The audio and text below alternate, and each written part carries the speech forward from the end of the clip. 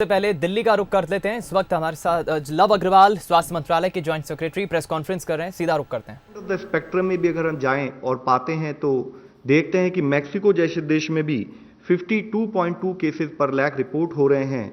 उस समय पर इंडिया में लॉकडाउन और साथ में कंटेनमेंट्स पर जो हमारे एफर्ट्स रहे हैं उसके कारणवश हम ये पाते हैं कि करीब 10.7 लाख केसेस पर लाख हमारे यहाँ रिपोर्ट हुए हैं। उसके साथ ही अगर हम एक और एनालिसिस डेथ पर भी करें तो जैसे कि हम कई बार इस बारे में बात कर चुके हैं कि कोई भी डेथ रिपोर्ट होना देश के लिए एक बहुत दुख का विषय है, बट अगर हम देखें तो पाते हैं कि जैसे वर्ल्ड में ओवरऑल 6.4% फैटेलिटी रेट ऑब्जर्व किया गया है, तो India has one of the lowest fatality rate among the countries जहां पर की हायर केसेस रिपोर्ट हुए हैं, which is as low as 2.87%। हम इसको अगर दूसरे देशों से कंपैरिजन में देखें तो पाते हैं कि जैसे कुछ देशों में 19.9%, 16.3% या 14.3% इस हाई रेट पर अगर केस फैटेलिटी ऑब्जर्व की गई है, तो उसके मुकाबले इंडिया में एज लो एज 2.87% फैटेलिटी हमने नोट की है। इसी एनालिसिस को अगर हम देखें कि अगर हम पॉपुलेशन के बेसिस पर उसको नॉर्मलाइज करें तो पाते हैं कि जो हमारे यहाँ पर अगर वर्ल्ड में 4.5 केसेस डेथ जो है पर लाख पॉपुलेशन रिपोर्ट हुई हैं आज तक, तो इंडिया में वह करीब 0.3 डेथ पर लाख पॉपुलेशन रिपोर्ट हुई है।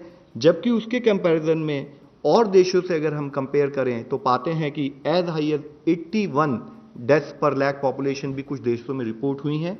यहाँ यह पॉइंट मैं आप लोगों की दृष्टि में इसलिए लाना चाहूँगा कि अगर हमारे यहाँ लो डेथ पर लाख पॉपुलेशन रिपोर्ट हुई है, लो केस फैटेलिटी है, तो उसका मुख्य कारण लॉकडाउन में ली गई हमारे जो प्रोसेसेस थे in terms of preparation of health infrastructure, in terms of ensuring कि हमारे लॉकडाउन के समय में सोशल डिस्टेंसिंग को प्रमोट किया जाए, साथ ही containment measure, stringent containment measures के थ्रू हम चेन ऑफ ट्रांसमिशन को तोड़ें, और इन कारणों से ही हम अपने देश में यह फैटेलिटी रेट या डेथ पर लाख पॉपुलेशन को रिलेटिवली दुनिया के मुकाबले काफ़ी कम पाते हैं।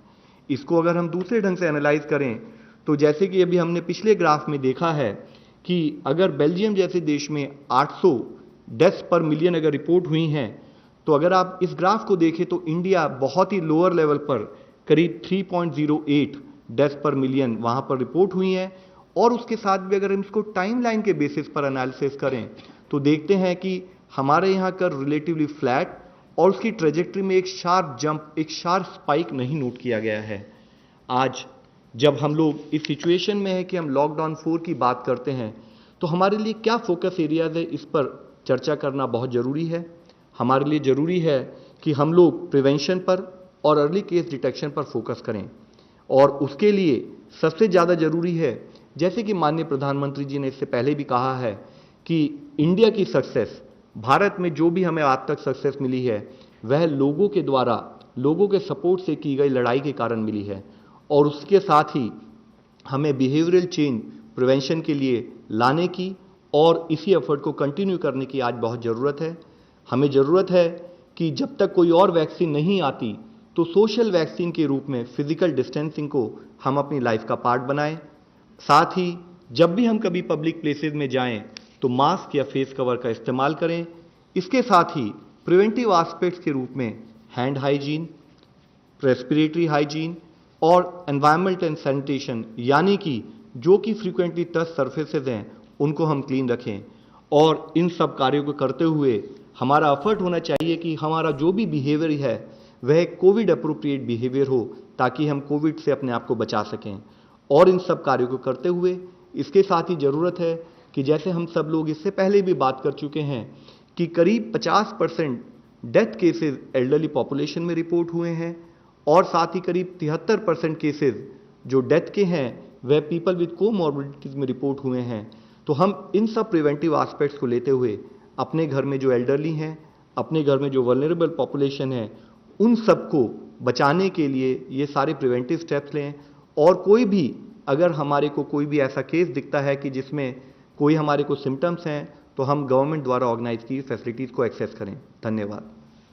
धन्यवाद। अब मैं रिक्वेस्ट करता हूँ डीजी आईसीएमआर के साथ कि बहुत ज़्यादा ब्रीफ करें।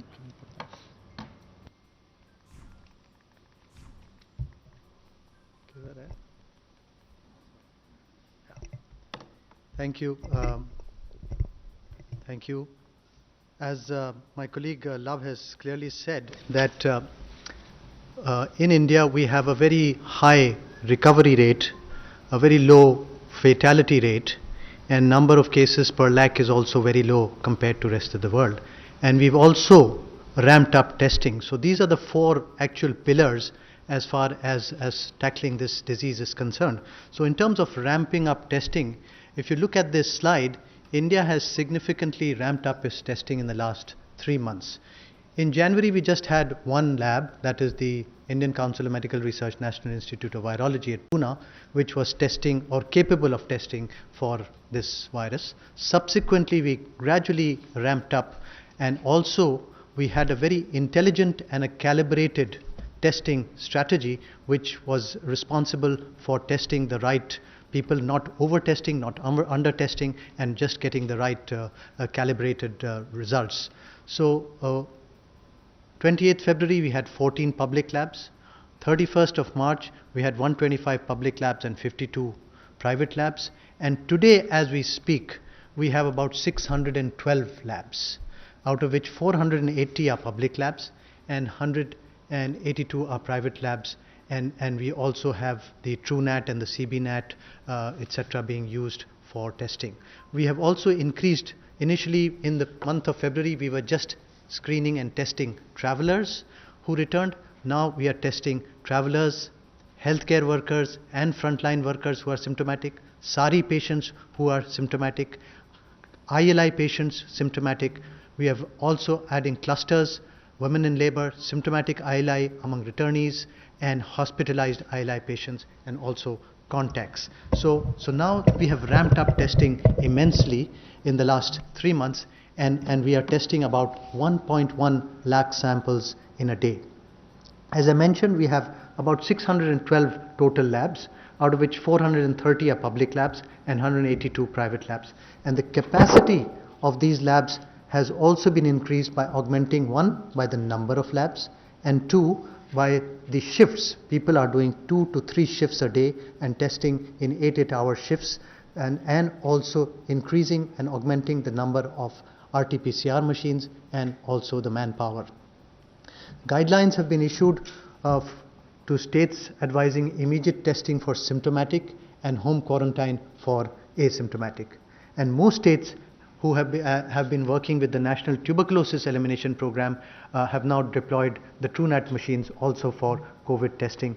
And more importantly, and I think the indigenous manufacturers have been come forward, and they have delivered, and they have been handheld in terms of RT-PCR kits, VTMs, in swabs and RNA extraction kits, and they have been facilitated, and therefore these indigenous testing reagents are also now available in the country, and therefore we have been able to further enhance